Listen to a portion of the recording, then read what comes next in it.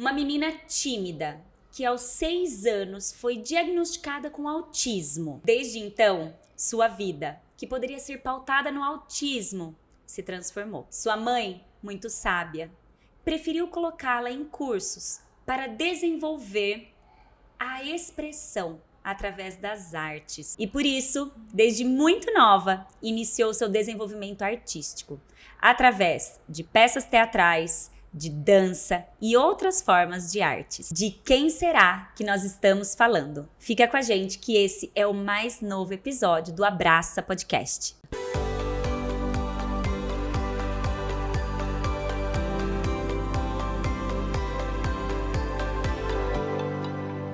Olá! Sejam bem-vindos ao Abraça Podcast, aquele podcast que te abraça em todas as suas versões. Mulher, mãe, empreendedora e todas as versões que você vai abraçar nas próximas 2 horas. Hoje eu estou com uma convidada muito especial. Ela era do Rio de Janeiro, mas olha, a trabalho conheceu esse país todo já. Já foi para outros países a trabalho também e tem uma história super interessante. Estou aqui no Abraça Podcast com ninguém mais e ninguém menos que Pérola Faria! Pérola, muito obrigada por você aceitar o convite do Abraça Podcast. Imagina, obrigada a você pelo convite, estou muito feliz de estar aqui, um pouco nervosa, mas vai passar. Eu sempre falo isso, porque eu sou tímida, né? Eu sou atriz, mas sou tímida. Por isso que eu fiz questão de colocar na nossa abertura, né? De Verdade. Tímida. Como que isso mudou todo o seu diagnóstico, né? É, completamente. Nossa, foi impressionante, porque realmente a minha mãe teve um olhar interessante com relação a isso, né?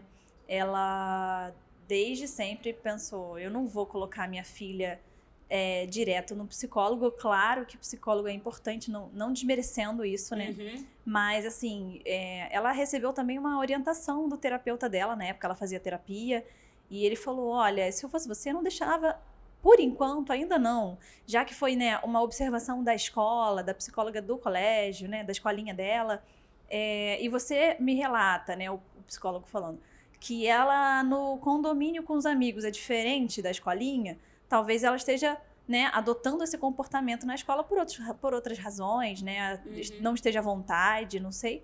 Se fosse você, colocava ela para fazer algum tipo de arte, porque a arte realmente ajuda muito ensina a gente a soltar as emoções, né? A gente aprende a se expressar de alguma forma. Uhum. E aí, tanto na pintura, quanto dança, teatro, qualquer coisa. E aí foi o que minha mãe começou a fazer. Falou, bom, então eu vou colocar essa menina para fazer alguma coisa de arte, para ela aprender a se expressar, porque realmente... a criança, ela se expressa com mais facilidade, né? E se eu era uma criança que não conseguia me expressar, em alguns momentos, pelo menos, era importante que eu não guardasse, né, meus sentimentos e que eu colocasse pra fora. E aí foi aí que eu descobri o teatro. Ai, que legal! Pequenininha. Foi ótimo. Pérola, o seu podcast, ele tá abrindo o mês de abril, Nossa. que é o mês de conscientização sobre o autismo. Então foi muita coincidência quando a gente conversou, porque a gente tem, né, um combinado antes, a gente conversa, a gente troca muita ideia, eu faço muita pesquisa. Até a gente chegar no dia de hoje, né, com uma roteirização interessante. E quando eu vi que teve essa questão do autismo, eu fiquei muito feliz, porque eu acredito que não existem coincidências. Verdade. Eu acredito que, como diz uma querida amiga, cristocidências. Então, por algum motivo, era pra ser. Então, você tá abrindo essa temporada e tem um motivo, que daqui a pouco a gente chega até nessa pergunta. Mas antes disso, quero agradecer aos nossos patrocinadores do Abraça Podcast, que foi a Além do Olhar, que cuidou por inteiro cabelo, mão, e também a 24/7, uma loja que nos veste o tempo todo, eu falo, desde as 8 da manhã até 8 da noite. Então o look da Pérola é todo 24/7, o meu look, que também é lindo, eu amei, todo 24/7, sem vocês a gente não é nada. Verdade. Pérola, conta um pouco pra mim, antes da gente entrar na questão do autismo, quem é a Pérola? Ai, meu Deus. É difícil, você já tinha me feito essa pergunta. Né? Eu falei que ela ia estar aqui. Meu Deus, é quase uma terapia, né? Eu falei assim, como que a gente vai se julgar, né? Não sei, se descrever para uma pessoa, né? A Pérola, eu acho que é uma pessoa, uma mulher que se sente ainda muito menina. Eu tenho esse lugar, assim, de menina, eu sempre falo isso. Por mais que eu tenha 32 anos, já seja mãe, né? Eu me sinto, às vezes, até, assim, muito mais jovem do que a minha idade. Mas eu acredito também que é a minha criação. Eu fui sempre uma pessoa muito super protegida e não acho isso ruim, né? Foi muito bom, principalmente na minha profissão, que eu comecei muito cedo. É uma profissão, assim, né? Que se você não toma cuidado, às vezes você vai por rumos, né? Que não são legais. E então, acho que por eu ter começado muito jovem também, minha mãe teve muito esse cuidado comigo, de estar sempre do meu lado, de prestar atenção quem está se aproximando de mim e por quê, né? Aquela coisa. Claro. E então eu tenho essa questão de agora, depois que eu realmente me casei e tive filho, eu tô começando a conquistar minha independência. Foi como se eu tivesse começado a amadurecer agora. Uma sabe? nova vida, né? Agora que eu tenho que criar outro ser humano, então eu tenho que ser o que minha mãe foi comigo, com outra pessoa, sabe? Agora que eu tô conquistando esse lugar, eu acho. Então eu me sinto nessa transição. E... Ai, que mais, gente? Eu sou uma pessoa tímida, apesar de ser atriz. Acho que, mesmo que a gente trabalhe isso no teatro, né? E ajude muito, é uma característica que fica com a gente, né? É uma característica minha que vai estar sempre aqui e eu só aprendo a lidar com ela. Sim. E é isso, eu acho que eu sou muito família também. Sempre fui muito caseira. Que legal. Muito tranquila. E é um pouco curioso, né, Pérola? Como que é pra uma... Nem tá no nosso roteiro, né? Mas pra uma atriz ser tímida. Olha que não é incomum, sabia? Verdade? Verdade. Tem muito ator tímido no meio artístico que as pessoas nem imaginam. Eu tenho até uma referência minha, que até citaram ela pra mim outro dia, que falaram assim, você me lembrou a Débora Falabella. Porque me falaram que ela é tímida também, muito tímida. E alguém me contou uma história que foi gravar um programa com ela e ela tava super nervosa, ela era novinha ainda, bem mais nova, né? E eu falei, tá vendo como é normal, né? É muito comum, assim. Porque é como se fosse... Como se desligasse mesmo a nossa personalidade, né? E entrasse no personagem e fosse completamente diferente. E aí a gente consegue acreditar naquele personagem, seguir aquele papel, né? E muitas vezes, por exemplo, num set de gravação, numa novela, você não precisa encarar a câmera e até deve esquecer que existe uma câmera ali, né? Então você acaba agindo como se estivesse naturalmente na vida, com, sei lá, com sua família, com seu parente, com o personagem, né, que tá contracenando com você. E é como se o personagem fosse... você fosse personagem e você não estivesse ali. Entendi. É muito louco, eu acho, que escutar isso não sendo ator. Mas na cabeça de um ator tímido faz muito sentido. É uma coisa assim que é como se a gente se escondesse atrás do personagem. Então ajuda muito a gente a lidar com outra pessoa, né? A se manifestar ali na cena, na situação, sem ter vergonha. Porque gente, que loucura! É incrível mesmo. Incrível. Porque eu acho muito louco. Porque às vezes eu tô gravando como se nada estivesse acontecendo. E aí dá o corta e eu já... Ai, meu Deus, que vergonha. Como se fosse... Como se eu voltasse pra minha essência, sabe? E aí, quando eu vou dar uma entrevista, alguma coisa desse tipo, que eu tenho que olhar pra câmera, eu tenho que conversar com alguém, eu sei que tem uma câmera bem ali me filmando. Aí eu morro de vergonha, gente. Minha mão treme, minha voz treme. Eu sei lidar com isso, mas eu não digo que eu tô confortável. Talvez eu fique daqui a 10, 20 minutos. Mas no início é sempre assim uma tensão. Entendi. Olha que interessante. É muito interessante isso, mas acontece. E tem muito ator tímido, muito. Eu não sei nem citar. Mas acontece com muitos atores também. Que legal. Legal, né? Super interessante. Pérola, a gente tá abrindo, então, o mês de abril. Sim. Que é de conscientização sobre o autismo. E você, lá com 6 aninhos, morava no Rio ainda? Morava no Rio. Morava no Rio. Foi diagnosticada pela escola como autista. A sua mãe veio com um olhar todo diferente, né? E não quis taxar você como uma autista. Me explica um pouco, você se lembra disso? Você não lembra? Sua mãe te conta? Como que foi pra você essa questão? Eu não lembro. Eu acho que minha mãe teve muito cuidado pra eu não absorver isso. Uhum. Pra eu não escutar e tal, sabe? Ela tinha ela recebeu esse conselho de, olha, não deixa a sua criança pensar que ela tem alguma questão, porque senão ela vai acreditar que ela tem. Se ela não tiver, ela vai acreditar e vai desenvolver. Então, assim, tente lidar com isso da forma mais natural possível, tente outros tratamentos, né, outras formas de tratamento antes, porque eu acho que envolve muitas questões, né, para realmente levar um psicólogo. Eu acho que tem que existir outras análises também, né? Então, eu acho que nesse primeiro diagnóstico, assim, que foi da escola mesmo, a psicóloga falou, olha, pelo comportamento dela na sala, né, ela parece ter um grau de autismo, nananã. E elas queriam que minha mãe levasse isso mais a fundo, me levando ao psicólogo. Minha mãe resolveu ir por outro caminho, que foi maravilhoso pra mim, né? E a gente nem sabia. É verdade. É aquela coisa da cristescência que você da cristocidência. Cristoscidência. Porque não é coincidência, né? Mas eu não lembro, então, porque minha mãe realmente não me deixou perceber na época. Mas ela me conta que foi exatamente assim. Ela foi chamada na escola e aí chamaram ela na sala e falaram, olha, a sua filha tem padrões, né, de autista, porque a gente percebe o comportamento dela que é um comportamento de uma criança que não quer interagir. Então, a gente pede pra ela prestar atenção, ela não presta atenção, ela tá brincando com a boneca, a gente tira a boneca, ela brinca com a mão, a gente segura a mão dela, ela olha pro teto.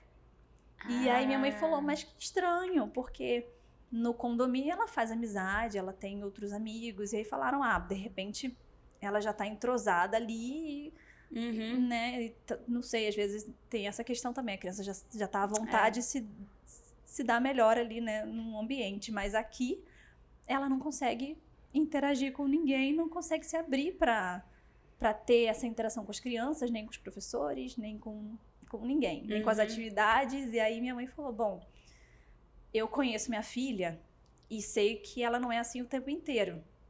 Então, eu primeiro preciso observar, né? Porque tem muito isso. Eu lembro que me interesso muito pelo tema educação parental. Sim. E que a gente conversou, que você também se aprofundou bastante. E eu falei com a Maya Eggman. Sim.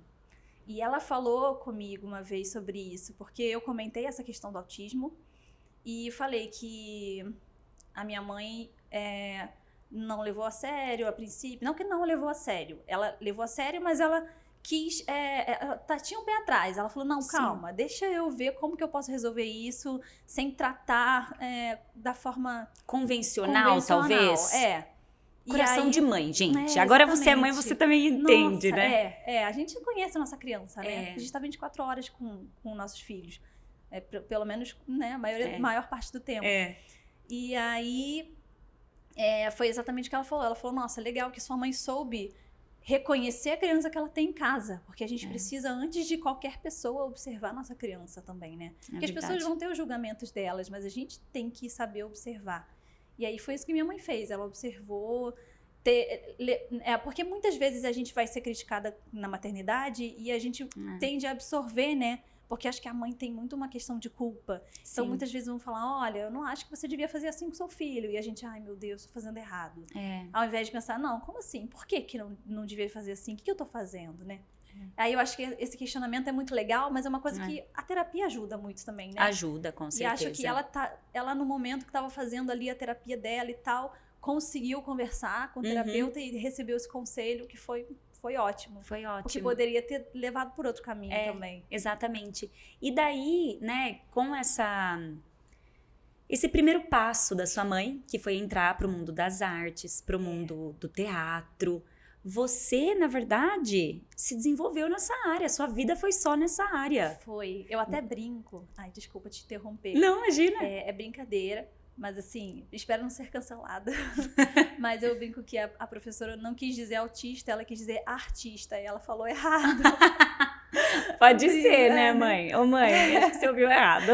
Gente, antes da gente partir para nossa próxima pergunta sobre esse início da carreira da Pérola, não se esqueçam de se inscrever no canal do YouTube e do Spotify, que é Abraça Podcast. ativem as notificações, dê um like se vocês estão gostando e deixe seus comentários pra gente também. Pérola, então a sua vida começou a mudar, né? Começou o teatro com 6 anos, arte, você começou a se desenvolver. Como que foi isso? Que daí você foi se apaixonando? Como que foi muito legal. A minha mãe me colocou no teatrinho da escola, a princípio. E eu adorava. Era, assim, acho que era uma vez por semana na época. E era à noite, né? Eu acabava a escola, sei lá, 6 horas da tarde, né? Que normalmente era meio-dia e 6 antigamente. E aí eu ia pra casa. Nossa, doida pra ir pra casa. E minha mãe começou a perceber que nos dias de teatro, eu adorava ficar na escola mais tempo, né? Ela, nossa, a menina que adorava ir pra casa tá querendo ficar na escola até 8 da noite, porque tem teatro, né? A tímida. A tímida, é mole. E aí, eu gostei muito da experiência de estar no palco, né? Acho que até isso, de conseguir não ser tímida, porque eu me cobria ali, colocava uma máscarazinha, né, de uma personagem diferente e conseguia até mesmo fazer papéis engraçados. Quando eu era mais nova no teatro, eu fazia muito personagem de comédia. Mentira! Muito louco, né? Eu poderia ter virado uma comediante, mas eu acho que hoje eu não sou tão engraçada. Mas quando eu era criança, né? E criança já é engraçadinha por natureza, né? Eu era pequenininha, eu tinha umas características assim, eu era meio dentuça, o dentinho separado, eu era toda fofinha. E aí, a timidez é uma coisa que pega muito os atores, os comediantes também, né? Ou melhor, os comediantes normalmente são tímidos. Outra coisa engraçada, né? Que não parece ter coerência, mas faz sentido, porque eu acho que o personagem engraçado, ele esconde um pouco mais, assim. Você vê que todo tímido tem um jeito de fazer uma piadinha, acho verdade. Que tem que arranjar um jeito de se destacar. Sim. E não sabe como, e faz uma piada. Então eu acho que eu fui por esse caminho no teatro e eu fazia muito personagem de comédia. E adorava. Apesar de, assim, a timidez fazia com que eu falasse mais baixo, né? Aquela coisa, que até hoje eu tenho essa coisa de falar baixinho. Mas eu sempre fui muito a engraçada das peças de teatro. E minha mãe falou, gente, essa menina tá gostando de ficar aqui, né? E foi levando na brincadeira, fui fazendo peça de final de ano na escola, que até então, né, era, o curso o ano inteiro. E no final do ano tinha uma pecinha. E aí só a família ia assistir, eu adorava. E quando eu fiz uns 11 anos de idade, eu já fazia teatro desde então. Acabou o teatro da escola, né? Acho que, sei lá, quando eu tinha uns 8 anos já não tinha mais teatro no currículo escolar, mas aí eu comecei a fazer por fora com a mesma professora. E aí eu comecei a querer mesmo me desenvolver. Então, vamos fazer teatro do lado de fora também, né? Da escolinha, vamos fazer um curso de verdade. E aí eu fiz a minha primeira peça profissional com essa professora. Com 11 anos? Com 11 anos de idade, Que aí ficou em cartaz mesmo. E eu acho que foi a primeira vez que eu senti essa responsabilidade de sair de casa para trabalhar, né? Tinha que sair de casa para ir fazer a peça. Às vezes tinham 2 pessoas na plateia, tinha que apresentar. A gente falava assim, ai meu Deus, gente, é isso. 2 pessoas compraram, não tem como se desfazer de 2 pessoas, né? Não tem como. A gente tem que, claro, valorizar o público, independente do tamanho dele. E aí eu comecei a carregar essa responsabilidade e falar, nossa, que legal, porque independente de quantas pessoas estão assistindo, eu amo estar aqui. Sabe? Eu amo que uma pessoa escolheu estar aqui para me assistir. Eu adoro essa responsabilidade de sair de casa. E era longe. Eu morava, na época, na Barra, lá no Rio, né? Na Barra da Tijuca, e a peça era na Tijuca, que é muito distante, assim. Acho que dá 1h30 de distância, não sei. E aí era um trabalho, né? Ir todo final de semana. E eu era criança. Então, assim, final de semana trabalhando com uma criança, gente, não quer brincar, anos, quer trabalhar. Pra mim era brincadeira, sabe? Era um trabalho que me divertia. Então eu não sentia falta de brincar, de sair com os amigos, nada. Eu queria estar no teatro. E aí que eu comecei a perceber que eu queria trabalhar com isso. Falei, gente, imagina, se eu já sou criança, né? Claro que naquela época eu não tinha essa consciência, mas agora eu penso, eu criança gostava do meu trabalho, né? que já era uma diversão pra mim, então eu não precisava mais. Imagina, é aquela frase que falam, né? Quando você trabalha com o que você gosta. Não é trabalho. Não é trabalho. Então foi aí que eu percebi que eu realmente queria ser atriz. E eu tive uma conversa com a minha mãe, porque eu não aguentava mais também ficar nessa do teatro. Eu queria saber como que eu ia desenvolver pra entrar na televisão. Eu comecei a ter esse questionamento. Falei, gente, eu tô há anos. E pra criança, né? 1 ano é muito tempo. Um mês é muito tempo. E eu falava assim, gente, eu tô há anos nessa vida. A vida inteira nisso de teatro. Eu preciso evoluir. Eu quero saber como que entra em novela agora. E aí a minha mãe começou a falar, bom, se você quer realmente seguir esse caminho, você tem que estudar e a gente tem que começar a buscar outros cursos. E aí eu falava, não, eu quero fazer isso, eu quero trabalhar com isso. E minha mãe fala que achava muito engraçado que eu falava, eu quero ser atriz até ficar velhinha com 60 anos. Porque pra mim, 60 anos era velhinha. E aí minha mãe fala, viu? Até hoje ela fala, você falou pra mim que queria ser até atriz até ficar velhinha com 60 anos, hein? Eu vou te cobrar isso aí. Eu falei, agora eu quero ser até 80, 90.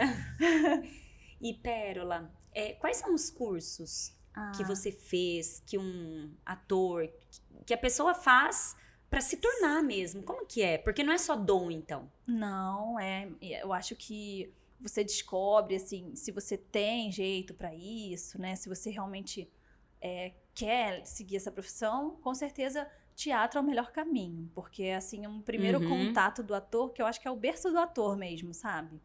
E é ali onde a gente mais passa perrengue, né, entre aspas, assim, de realmente fazer todos os caminhos que numa televisão tem uma produção para cada coisa, né? Tem um setor para cada nicho, né, de trabalho, assim, tem a produção, tem um pessoal que cuida do figurino, tem o pessoal que cuida do cenário, e normalmente no teatro, quando você é iniciante, você faz tudo. Então é muito legal, eu costurava, minha mãe costurava para mim os meus figurinos do teatro quando eu era criança. Carregava caixote nas costas, todo mundo carregava cenário pra lá e pra cá. Então eu acho que o teatro é legal por causa disso. Você vive todos os setores de um trabalho de ator, sabe? E aí você é onde vive o perrengue mesmo e você fala, nossa, eu gostaria de viver com isso, sabe? E se aí, você se passou dessa fase... Exatamente, porque o resto vai ser fácil, sabe? Entre aspas, né? Mas claro. O resto vai ser... Você encara quando vier um perrengue em outro lugar com facilidade, porque você já sabe que você gosta. Mas eu acho que depois que você decide realmente ser ator e seguir isso, o que eu fiz na época... me inscrevi em muitas agências.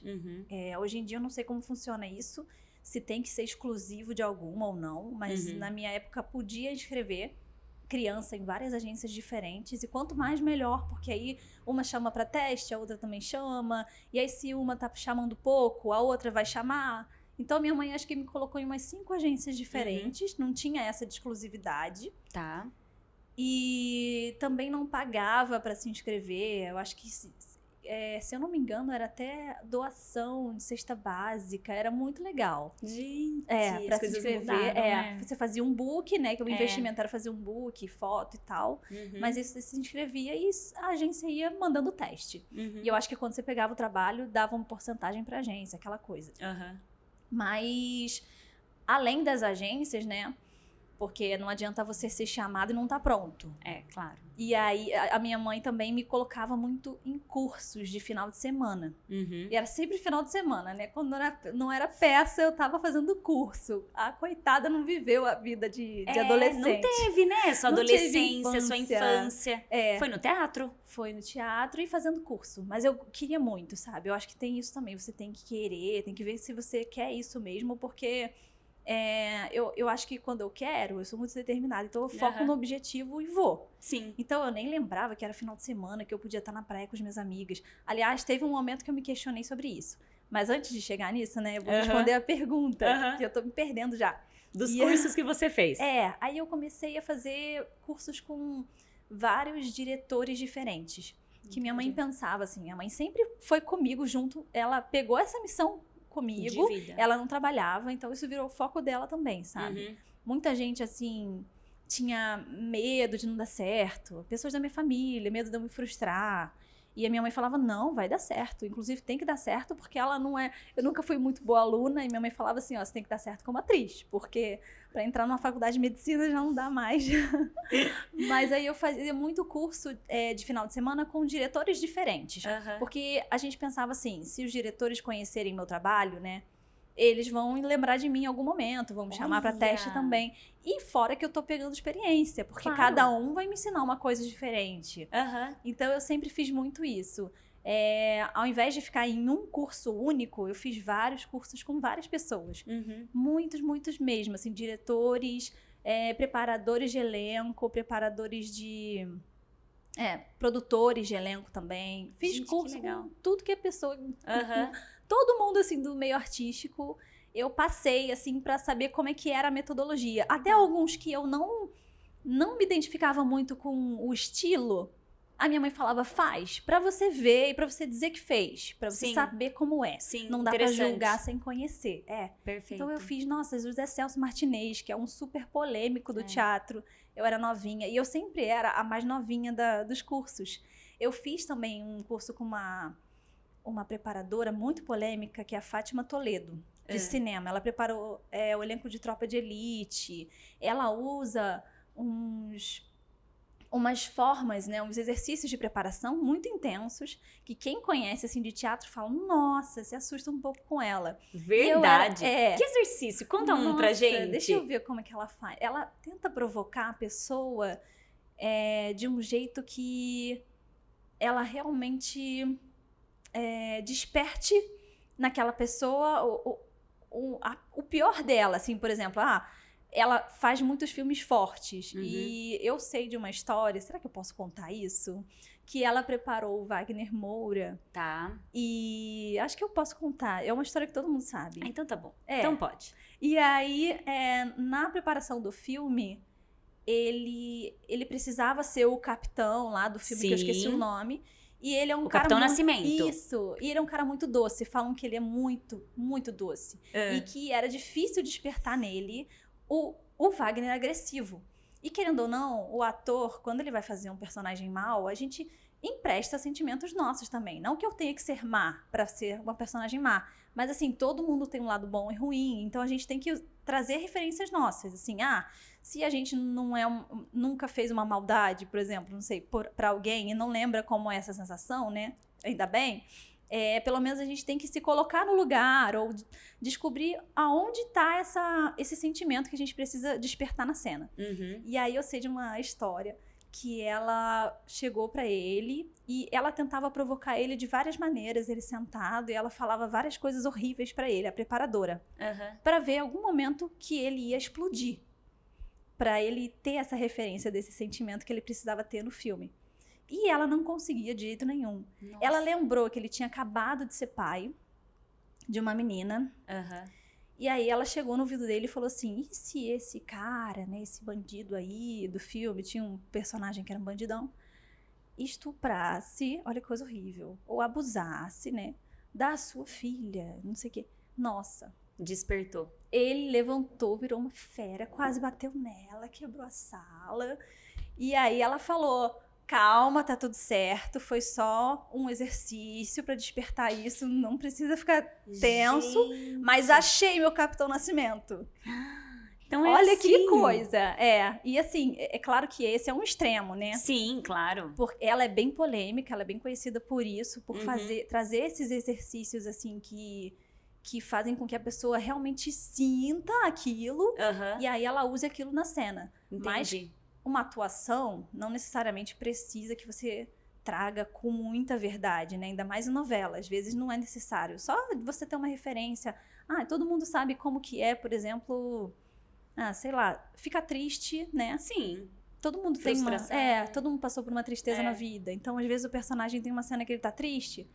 Você vai, não exatamente, pensar no cachorrinho que morreu pra chorar na cena, né? Tem gente que pensa que é isso. Mas, assim, você vai lembrar de como é a sensação quando você tá triste por alguma coisa. Ou então você vai, até lendo, existe isso também.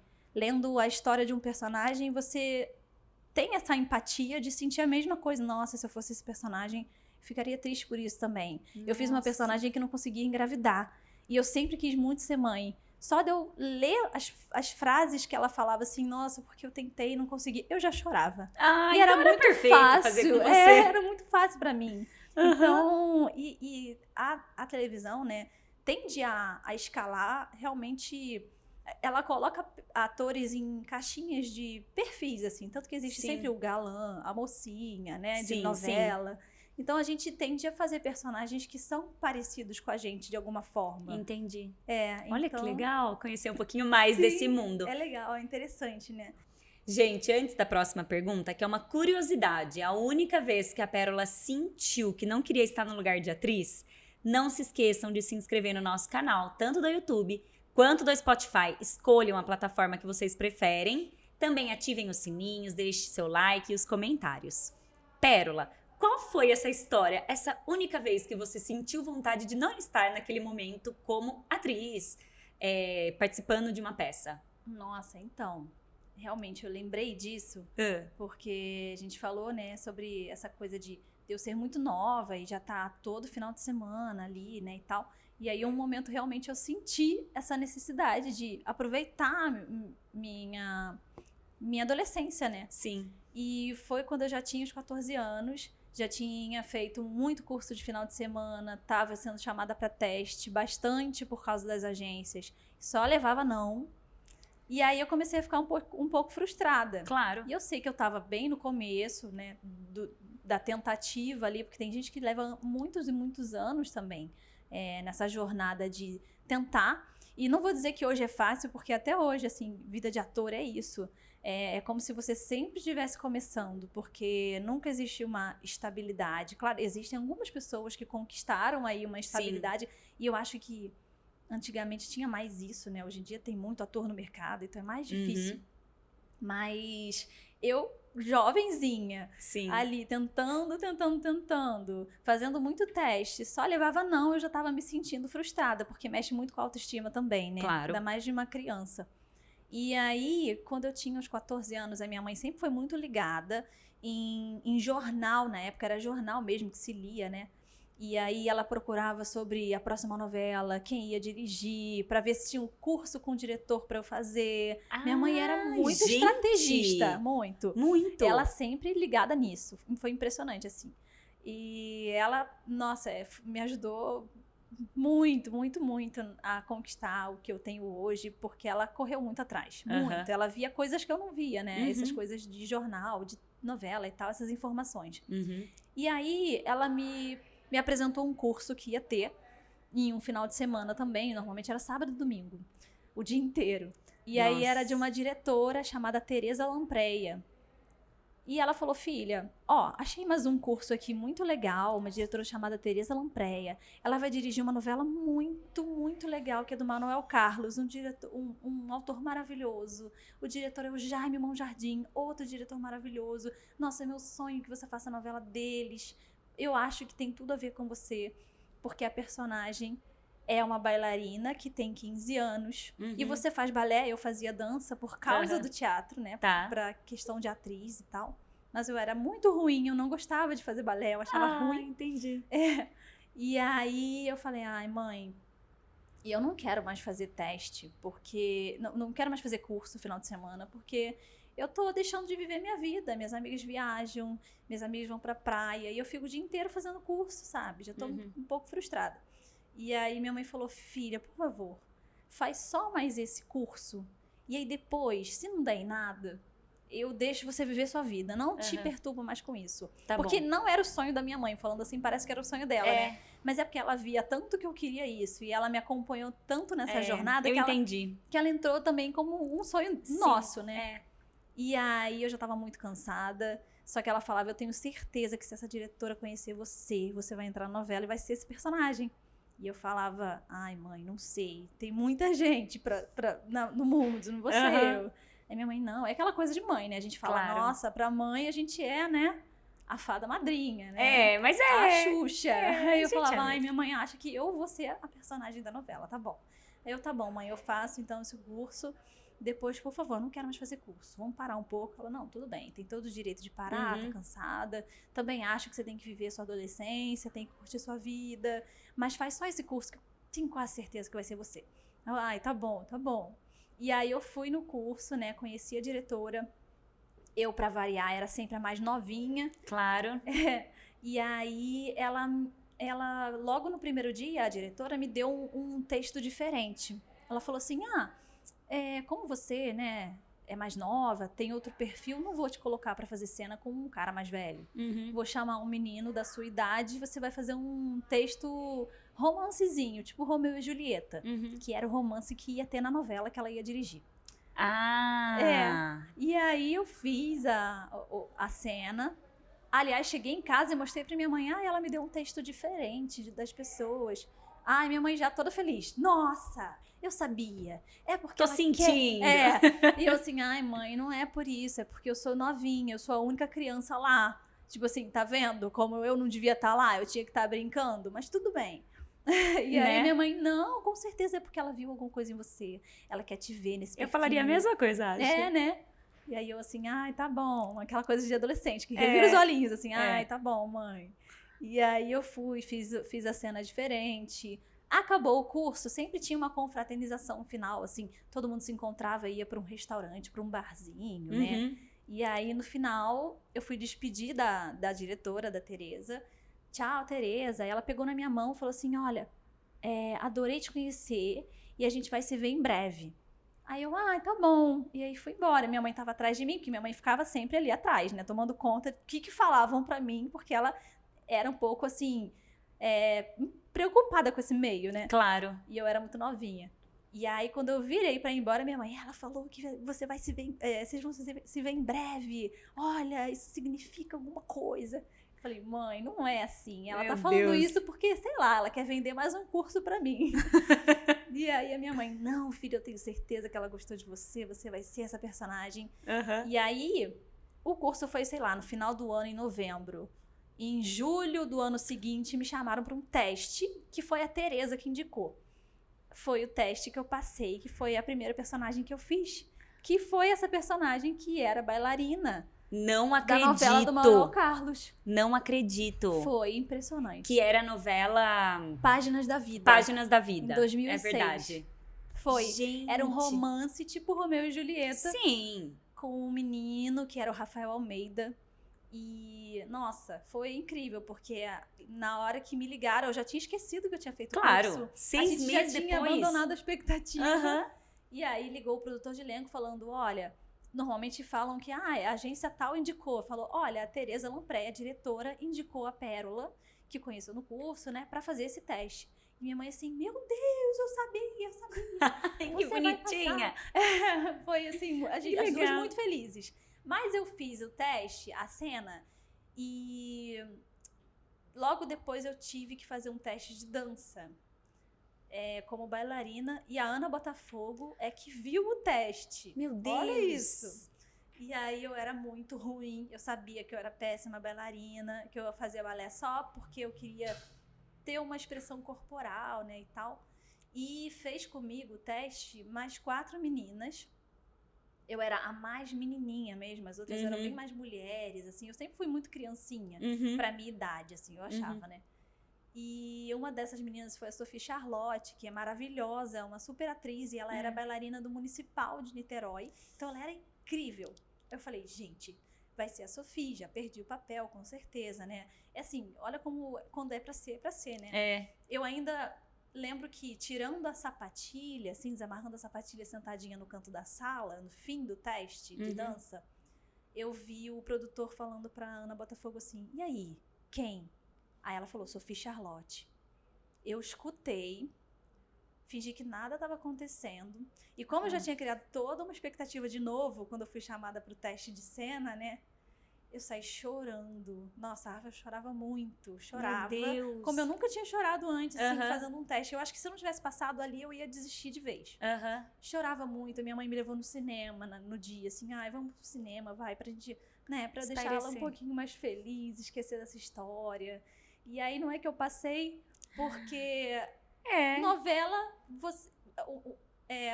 mais importante é a questão da atuação, né? O balé vinha em segundo plano. Eu até tive uma dublê, stand-in, que fala, né? De dança na época. Mas dizem que o Maneco viu a cena e falou: essa menina é a minha Gisele, eu quero que seja ela e tal. E aí eu entrei. Ai, que lindo, que história legal. Né? Essa foi sua primeira novela aos 15 anos. Depois, qual que foi a sequência mesmo? Foi em 2006 essa novela, Páginas da Vida. Logo depois eu fiz um especial na Globo que foi Por Toda a Minha Vida, Nara Leão, sobre a Nara Leão. Foi muito legal também. Foi um episódio, mas foi uma gracinha de gravar. Muito gostoso, muito legal. E logo depois, acho que esse especial foi em 2007, no mesmo ano ou em 2008, eu entrei pra Record. Eu tinha 17 anos. Que daí você fez Rebelde. Aí assinei, Aí... Primeira minha na Record foi Bela Feia. Bela Feia, verdade. Em 2008. Depois eu fiz Rebelde. Eu acho que foi. Eu acho que era essa a consequência. De 2009 até 2011, que foram 2 temporadas. Nossa. Foram 2 anos. Muito tempo. Daí depois eu fiz Dona Xepa. Dona Xepa, verdade. Você viu eu vi. Nossa, estudou tudo. Eu estudei tudo. Dona Xepa, eu fiz Milagres de Jesus, que foi era uma minissérie também de um episódio, que cada episódio era um milagre que eles estavam fazendo. Foi quando eles começaram a fazer o bíblico, assim, eu acho, né? Não sei se estou enganada, mas acho que sim. E aí, depois, 2011, 12, gente, eu fiz mesmo? 12, 13, 14, eu acho que eu fiz... Nossa, não sei se eu vou esquecer de alguma, mas... Olha, eu fiz Rico e Lázaro depois. 10 Mandamentos. 10 Mandamentos. Verdade, que foi muito legal também, fez muito sucesso. Foi 10 Mandamentos que a gente teve um comentário? Emily Luane, olha que bonitinha, mandou na nossa caixinha de pergunta. Você fez a Débora nos 10 Mandamentos, era a mais linda.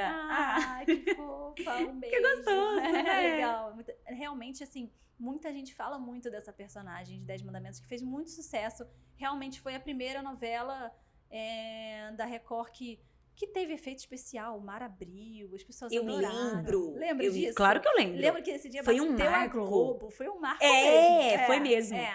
Foi muito legal. Não foi essa que você cortou o cabelo? Não. Aqui aí você depois cortou... de 10 Mandamentos eu fiz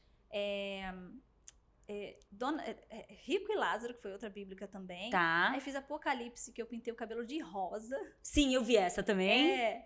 E aí depois eu fiz Topíssima e Gênesis, que foi onde eu raspei a cabeça. E como foi pra você? Porque eu vi que foi bem polêmica essa questão. Saiu em todos os jornais, revistas.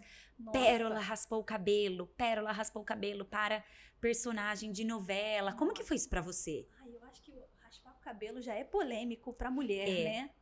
Então eu acho que sempre chama atenção. Era obrigatório raspar o cabelo? Para essa personagem era. Então, você só poderia aceitar o papel se você aceitasse raspar o cabelo. Exatamente. E eu era contratada da casa. Então, eles falavam assim, olha, se você não quiser fazer essa novela, tudo bem. Mas, para fazer essa novela, essa personagem tem que raspar. E sempre teve em novela bíblica egípcia. E nunca foi, assim, um problema o cabelo. Porque usava aquela peruquinha, como eu usei também na novela. E quando tinha cena sem, que era raro... colocavam aquela careca artificial. E eu falei, gente, mas por que eu vou ter que raspar? Claro que eu já tinha visto a Camila Rodrigues raspar em 10 Mandamentos. Que ela raspou também. Ficou linda, porque ela é linda. É verdade. Mas foi assim, uma personagem que eles quiseram fazer isso. E aí eu falei, mas por que será que eu vou ter que raspar? E aí elas explicaram que ia ter uma cena muito importante dentro da novela, que é um parto, que a gente ia parir na novela. Sim, e eu quero entrar nessa cena também. Como foi fazer esse parto? Ai, socorro. E aí elas falaram que ia ser, por conta disso, muito... ia ficar até um pouco cômico, né? Um parto com a peruca não, essa careca colada, porque quando pega de pertinho dá pra ver a cola, não fica tão bem feito. A cor é diferente. Eles fazem com careca falsa, porque é uma ceninha que a pessoa tá entrando no banho lá longe, a câmera pega assim um sombreado, não dá pra ver direito. Nesse caso não tinha como. Não tinha. Daí você topou? Topei. Eu raspou. Falei, não, e é engraçado que assim, eu sempre gostei de mudar visual. Porque eu acho que como tanto, tímida... né? Nem tanto, ai meu Deus. como tímida, eu acredito que a caracterização me ajuda a sentir que não sou eu. Uhum. Então, pintei o cabelo de rosa, achei o máximo. Falava, cara, não sou eu, que legal. É Que outra legal. pessoa, jamais pintaria de rosa e tal. Então, eu gostava disso. Tá. Mas toda vez que eu topava um desafio desse, a minha mãe, como mãe, também ficava assim, ai, filha, com medo de eu me arrepender. E aí eu lembro quando o produtor de elenco me ligou e falou assim, olha, a gente quer te convidar a fazer uma novela, mas você vai ter que raspar a cabeça, hein? Eu falava, sério, tem certeza? Não tenho certeza ainda, mas eu acho que vai. Eles só dão certeza quando a gente vai lá pessoalmente e conversa, né? Tá. E aí eu falei, mãe, acho que eu vou raspar a cabeça pra gravar novela. Minha mãe, olha só, não faça isso pensando que é por isso que eles vão te renovar com você. Porque ela achava que, de repente, eu ia fazer, né, pra agradar. Assim, Sim, entendi. pra ser uma boa profissional. Ela Sim. falava, não é isso que te define como profissional, saiba disso e tal, tal, tal. Eu falei, não, eu tô fazendo porque eu quero mesmo, eu quero passar por essa experiência. E eu pensava assim, um dia eu vou raspar a cabeça. Nem que seja um personagem, a gente sempre pensa que é um personagem que tem uma doença. Uma doença, com certeza. Né, uma Carolina Dickman. Carolina Dickman, que ficou assim, pra sempre marcada pra marcada, a sempre. música, a cena, a atriz. Não tem nem como, Não né? tem Era como. Camila, né? É, Camila, A Camila. personagem. Então eu falava assim, nossa, eu não posso morrer sem ter essa sensação do que é ser careca. Aproveitando o que minha profissão Não me dá. acredito, Pérola. Juro que eu tinha isso. Meu Deus. Mas eu não sabia que ia ser tão cedo. E num personagem assim tão... Gente, uma egípcia? Jura? Não é uma pessoa que tá em um tratamento nem nada? Bom, então tá, né? Nenhuma egípcia raspa a cabeça, eu vou raspar. Ai, meu Deus, será que eu vou me arrepender? Será? E aí eu comecei a ouvir muitos amigos também falando assim, cara, eu acho que vai ser muito legal pra sua carreira. Acho que vai ser legal profissionalmente. Acho que vão te valorizar como profissional. Uhum. E aí eu falei, eu acho que eu vou fazer, sabe? Vai ser legal, vai ser interessante pra novela. Sim. E aí eu topei. E deu esse boom, né? Deu esse boom. Foi muito legal pra tua carreira, né? Foi, Realmente. Foi uma experiência legal. Eu me gostei careca. Uhum. Me achava linda. Eu sentia, assim, um poder, sabe? Eu falava na época que a mulher é muito associada a cabelo, sensualidade vem do cabelo, né? E estar careca fez com que eu tivesse que procurar essa feminilidade de outras formas. Verdade. É muito interessante, é um exercício muito legal. E pra mim o mais difícil foi deixar o cabelo crescer, porque cresce tudo errado, né? Cresce aqui embaixo primeiro o mullet, aí você tem que ficar cortando. E aí tem que cortar, até chegar num Chanel. Demora muito, muito, porque é um processo muito... Gente, eu imagino. Até esse aqui chegar embaixo demora, então você tem que ficar cortando os outros. Nossa, essa é a parte mais chata. Legal. Mas é legal Mas conhecer. foi muito legal, valeu a pena. Pérola, antes da gente ir pra próxima pergunta, a gente vai entrar um pouquinho na Pérola Mãe. Ah. Eu quero falar pro pessoal que tá em casa, não se esqueçam de se inscrever no canal, tanto do YouTube quanto Spotify, e ativar as notificações. Vamos lá. Há 1 ano e meio, na verdade, 2 anos, se a gente for pensar, né? Quase 2 anos e meio, a sua vida mudou. Você engravidou do Joaquim. E como que é para uma atriz engravidar? Nossa, é tenso. É isso que eu imaginei. Eu falo assim que as pessoas ficam... Quando você vai voltar, né? E porque, assim, se for parar pra pensar, a minha última novela foi essa de cabelo raspado. Uhum. Meu cabelo já tá aqui, ó. E nada ainda de novela. Mas é porque eu acabei de gravar em abril de 2021. Tá. Engravidei em dezembro de 2021. Ainda fiz um filme 2 meses antes de engravidar. Foi meu primeiro longa-metragem, nunca tinha feito cinema. Foi muito legal. Meu cabelo tava curtinho. Mas, realmente, assim, desde 2021 que eu não faço novela. Mas por quê, né? Porque, além do processo da gestação, que a atriz já não pode gravar desde aí, né? Não é igual trabalhar num escritório, que você vai até os 8 meses, a barriguinha vai crescendo. E A depois atriz você não vai... pode, é um não papel, tem né? como. Ninguém vai dar um papel para uma atriz que daqui a pouco vai estar com a barriguinha e a gente não sabe... Não grava na ordem, então vai sair de conte, o figurino fica apertado, já não tem como desde então. E aí eu fiquei, né, passei a gestação, assim, sem gravar, claro, sentindo muita falta, até porque eu vinha de um ritmo muito um atrás do outro. Eu fiz uma Sim. novela atrás da outra. Eu era contratada fixa da Record. Aham. Hoje em dia, muitas coisas mudaram, né? Tá. Eu peguei a pandemia em 2020, que foi bem na época de Gênesis. Uhum. E então a pandemia fez com que os contratos que acabaram em 2021 não fossem renovados. Entendi. E aí já foi um baque na minha vida profissional. Claro. E pessoal também, né? Porque eu tava Pessoal, vida- financeira, financeira, Exato, tudo, né? Eu tava acostumada com um padrão de vida e um tipo de contrato fixo e era minha estabilidade. Uhum. Veio a pandemia, acho que todo mundo passou por momentos difíceis, mas aí pra mim foi assim, uma mudança de estilo de vida. Calma, Sim. agora eu vou ter que economizar. Ator não tem, aliás, hoje em dia tem que ter um lado B, mas normalmente não tem, até porque não dá tempo. Eu não tinha tempo. Sim. E aí eu vivia disso, né? Eu era Aham. contratada, tava ali tudo Full certo time. pra mim. É. E aí, de repente, eu me vi grávida, sem contrato, sem ter como trabalhar de outra forma. Eu tinha uma formação em yoga, que eu também depois quero falar disso, né? Eu me Aham. formei na pandemia, porque eu sempre gostei muito de praticar. E aí, como praticante, eu tinha muita curiosidade de entender como funcionava a fundo Aham. e me formei. Tá. Mas nunca trabalhei com isso. Então, foi quando eu percebi assim, nossa, para um ator, para uma atriz, principalmente, né, para mulher, quando engravida no meio artístico, é muito complicado. Porque hoje eu tenho meu marido, que também trabalha, Uhum. apesar de ser a mesma profissão, né, que é Aham. instável, ele tem também outra profissão, que ele também dirige e tem uma produtora. Então, assim, hoje a gente tem um provedor, mas se fosse, se dependesse de mim, ia ser muito complicado, porque eu fiquei grávida, não podia trabalhar. E aí, grávida, quando a gente vê que a gente precisa, porque a gente vai ter filho e a vida toda E muda. a vida inteira muda. E ao mesmo tempo não tem o que fazer. Eu acho que realmente, assim, se tiver alguma atriz, né, assistindo, vale muito a pena hoje você empreender, você ter algum plano B, né? alguma outra forma Nossa, de... super legal. Porque você Vale a realmente pena. se viu sem chão. Me vi sem chão, minha Grávida, vida mudou. sem contrato, não tinha mais o seu fixo. Não tinha mais o meu fixo.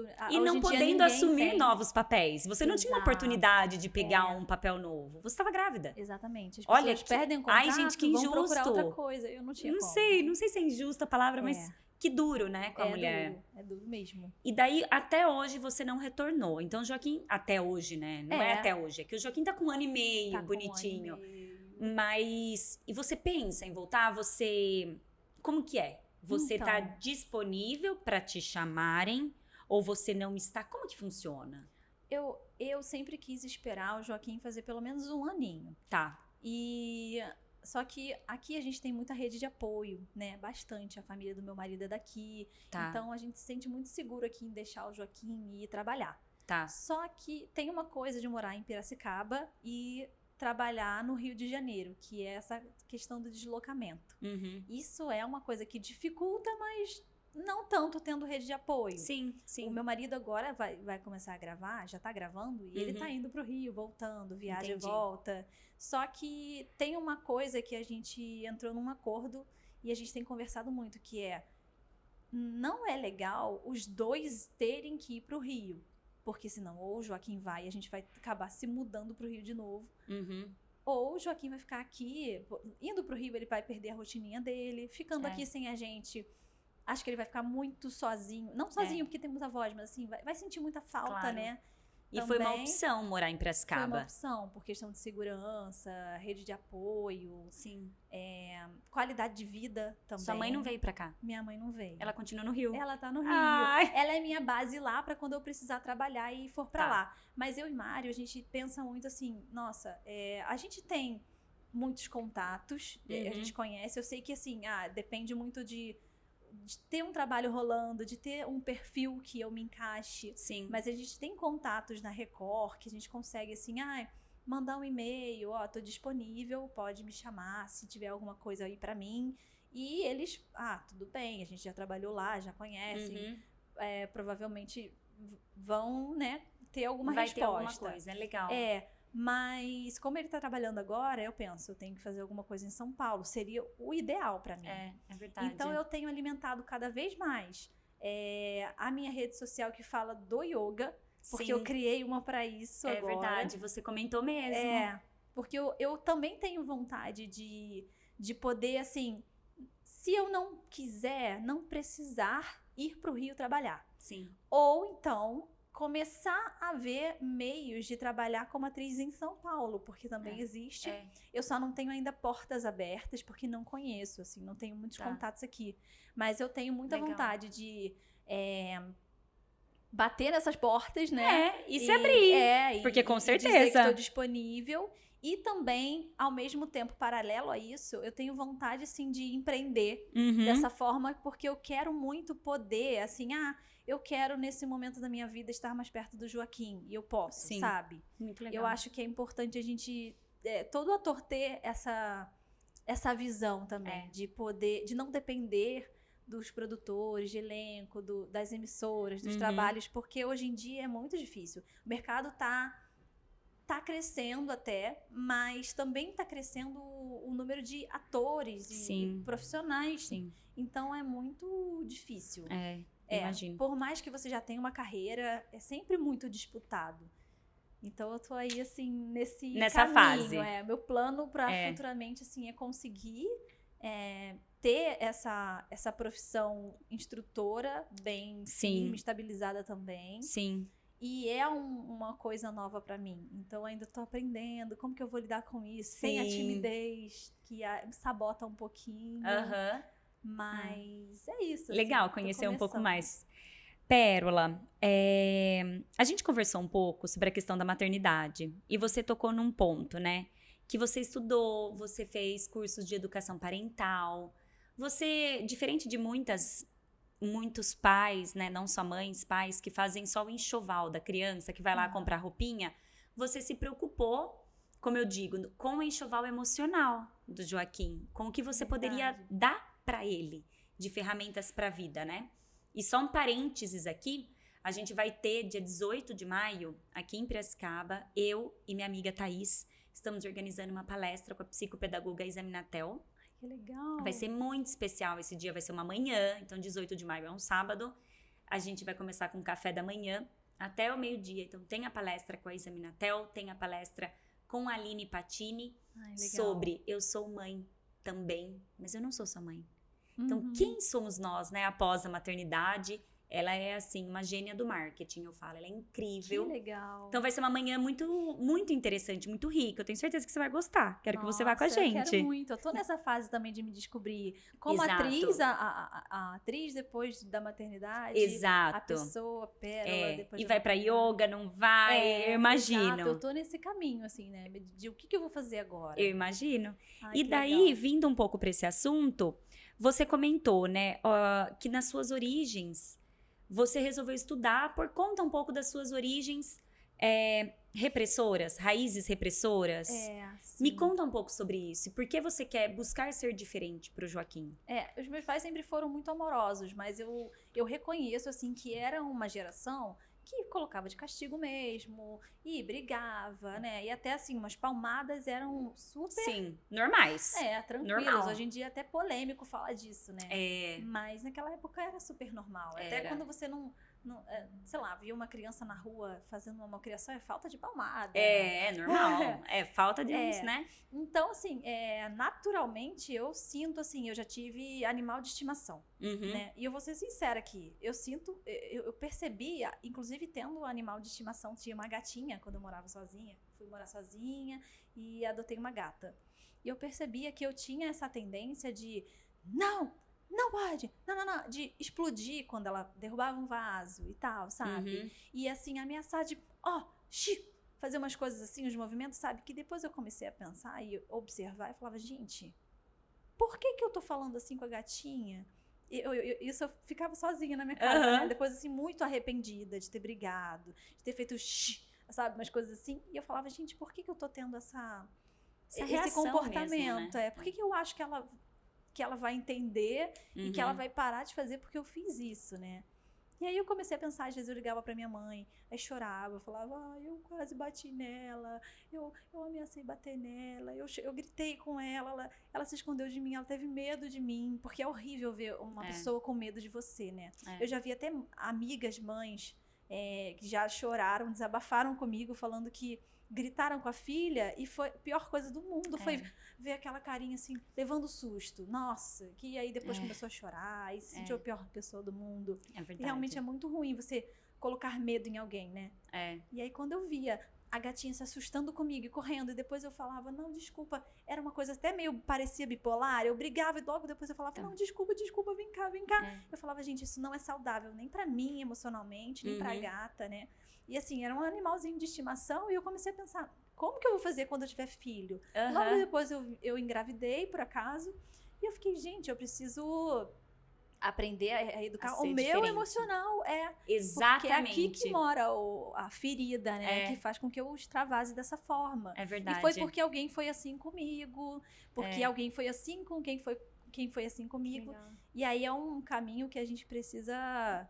Alguém precisa colocar uma barreira e mudar, né? E é muito difícil. Porque assim, nossa, quanto mais eu lia sobre isso, mais eu pensava, será que eu vou conseguir ser assim? E eu, ok, vou conseguir, já tô bem, assim, abastecida com informações. E aí vem o Joaquim e muitas vezes sobe o sangue, né? Eu bebê ainda. E a gente sente, assim, que, ai, meu Deus, um estresse que às vezes é o cansaço, é a falta de sono. Não é só porque o bebê te estressou, né? Mas são vários fatores que a gente se sente fragilizado emocionalmente. E assim, nossa, toda hora a gente tem que pensar. E toda hora eu tenho medo de causar trauma, sabe? Essas coisas. Mas eu achei interessante que a gente conversando, você falou assim, né? Mas Rafa, não que eu faça todas as vontades dele. Não é sobre isso também. Essa minha busca... E isso a gente entra um pouco no assunto de autoritarismo e permissividade, né? O que a gente vê também, esse limiar, ele é muito tênue. Da passividade. Da passividade. E você, igual você comentou, você é delicada, você é tímida. Mas não é isso que faz com que você também deixe que o Joaquim seja o seu chefe. Sim. Né? Que é o que a gente acaba vendo muito por aí, né? Exatamente. Eu tento ser firme e ser doce ao mesmo tempo. E eu nem consigo ser diferente, sabe? Mas realmente, assim, no início eu ficava muito com essa dúvida. Eu falava, gente, como que faz pra ele, né, criar um respeito com relação a mim? E respeito não é medo, né? Não é ter medo. Criar um respeito mesmo e ao mesmo tempo ser legal com ele, ser amiga, né? Era muito difícil pra mim entender isso. E ainda porque o Joaquim tá numa fase que a gente já falou também, né? Sim. Ele tá com 1 ano e meio, então ele ainda não entende se a gente sentar ele pra conversar, falar, filho, é por causa disso que você tem que tomar remédio, que precisa, ele não vai entender. E ao mesmo tempo ele já tem muita força. E a gente precisa segurar, pra colocar a fralda é um esforço tremendo. Quando ele não quer colocar, quase que eu realmente não consigo colocar. Então, eu tô num caminho, assim... Eu digo que agora é o maior desafio. Você já tá mais à frente, então você sabe me dizer qual... Não, com certeza. A gente troca muita figurinha. É por isso que eu acho importante, sabe? A gente estar em grupos, a gente poder participar. Então, esse evento que eu tenho dia 18 de maio, ele é sobre isso. Ele é sobre as 5 inteligências emocionais que nós pais precisamos ter. Porque a maioria das vezes não é sobre a criança. A maioria das vezes é sobre nós. Exatamente. Então é isso que a Examinatel vai trazer pra gente, sabe? Quero choro. você, hein? Eu vou com certeza. Nossa, eu preciso muito.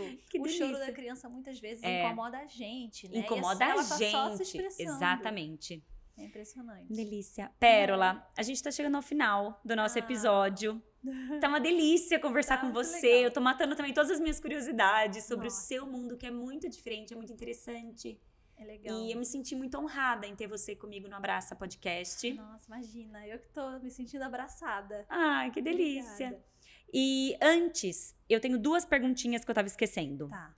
Thalita perguntou: você se sente cobrada a ser sempre jovem para ter bons papéis?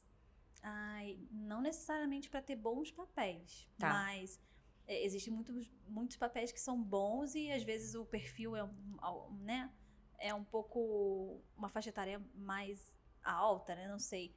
Não exatamente por questão de ser jovem, mas assim, eu me sinto cobrada. Acho que toda atriz, todo ator, sim, com a questão de que faça de alguma forma essa jovialidade durar mais tempo, porque tem mais oportunidades de personagens, né? Claro. E você é como se você fizesse a carreira durar mais. Igual modelo, Sim, né? sim. Que tem um momento que já tá mais velha e Sim, não vai. tem que se aposentar cedo, né? Infelizmente. O ator até que não precisa se aposentar cedo. Existem papéis de pessoas mais velhas. Mas quanto a mais quantidade jovem é menor, ele né? conseguir ser, melhor pra ele. E então, por um lado, isso me favorece. Porque eu tenho cara de mais nova do que eu sou. Sim. Me ajuda a fazer personagens ainda com 25 anos, né? Legal. Acho que eu ainda consigo passar 25. Com certeza, com Ai, meu certeza. Deus. E aí, isso ajuda muito, com certeza. Legal. Isso é um fator que faz diferença. Legal. E a Patrícia perguntou se você já foi assediada. Ai, Você contou bastante que a sua mãe tá sempre presente. sim. Como que foi? Teve alguma questão ou... Não, nunca tive. Acho que por bom. isso também. Minha mãe sempre esteve muito presente. Mas eu, jovem, até eu sempre falo isso quando... vou dar uma palestra em algum lugar e tem muito ator e atriz mirim mesmo, né? Sim. Crianças que querem ser artistas e tal. E as mães têm essa preocupação com o meio artístico, né? Uhum. Porque Claro. todo mundo sabe de tudo que acontece no meio artístico, né? Público.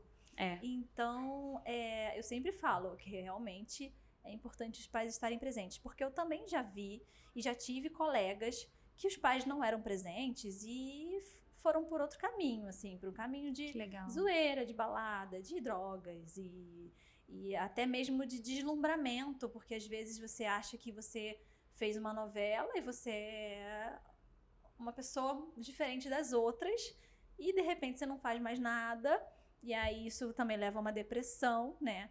É muito ruim, assim. Eu vi muita gente se deslumbrar, muita gente usar drogas e ir por um caminho assim que não era muito legal.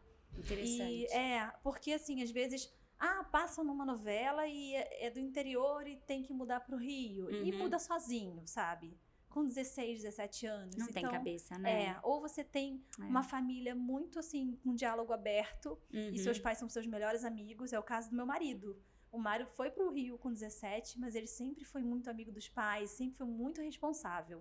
Então, assim, nunca fez nada de errado, nunca conseguiu nem se abrir pra isso. Ele tinha um diálogo muito aberto com os pais dele. Que legal. Isso ajuda muito. Ou então você ter sempre seus pais do lado. Sua mãe ali, ouvindo até o que a Tereza falou aquele dia. Exatamente, ali assim, ó. Exatamente. Acaba que eu tinha 15 anos e eu recebia muito convite pra festa, balada. Claro. E às vezes, nossa, eu lembro até hoje que uma vez um promoter ligou pra minha mãe e me convidou pra uma festa no iate com champanhe. E a minha mãe falou assim, você sabe quantos anos tem minha filha? Ela tem 15 anos, ela não vai. E eu, enfim, ponto, né? Que delícia. Tem gente até que fala que mãe de ator mirim tem má fama, é chata, mas é isso, tem que defender. Tem que ser.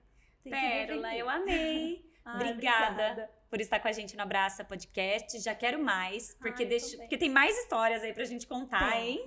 Tem muita coisa. E muito obrigada. Até a próxima, então. Obrigada, amei muito. Que bom. Tchau. Tchau.